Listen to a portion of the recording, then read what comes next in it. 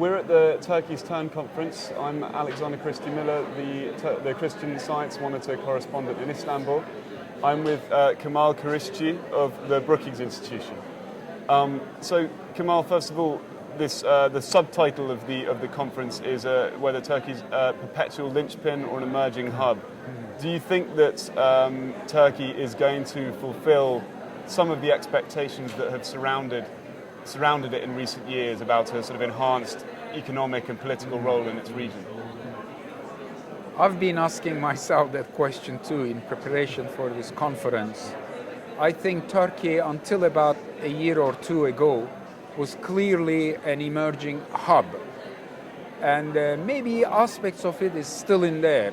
If we were to go back a few years, the Turkish Minister of Foreign Affairs, Ahmet Davutoğlu, in 2009-2010 was dreaming of a world from Kars in eastern Anatolia, right next to the Armenian border, all the way to the Atlantic Ocean, a market where goods and people would be moving freely, and Turkey would be the engine behind it, the hub.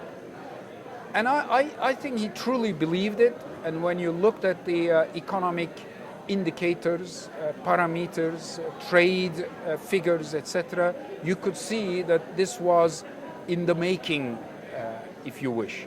However, with the Arab Spring turning sour and the crisis in Syria getting out of hand, Iraq failing to stabilize, the situation in Iran not improving, now with the crisis in the Caucasus as well as in Crimea and Ukraine, to add on top of it growing instability in Turkey, I think is throwing Davutoğlu's vision for Turkey as an engine of economic integration for the neighborhood into some doubt.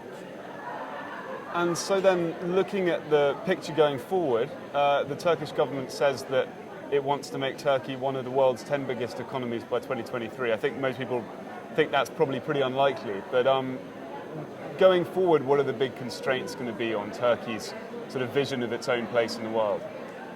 I think this is a slogan that was adopted and began to circulate around 2005, 2006, 2007. At the time, I would argue that it held a lot of credibility. However, today, as you rightly pointed out, many people have question marks about it. Many people have question marks about it for a number of structural reasons that were briefly referred to in the first panel of this conference. One of them is Turkey runs constantly a current account deficit. It's failing to resolve some of the fundamental elements of an economy that could, in the long run, become the 10th economy in the world. One of them is savings. Turkey is failing to save, and without saving, it means that it depends on foreign capital coming to Turkey. There's nothing wrong with it, and a lot of it did come in the last 10 years or so, although it has started to fall. Another important factor is education. When this slogan was first adopted, there was constant references being made to how important education is in terms of helping Turkey to move out of what economists refer to as a middle-income trapped country.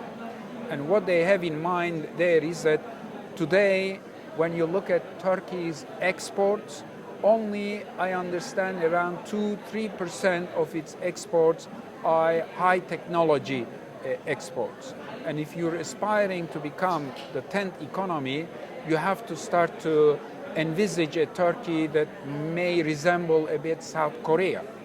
And for that you need education.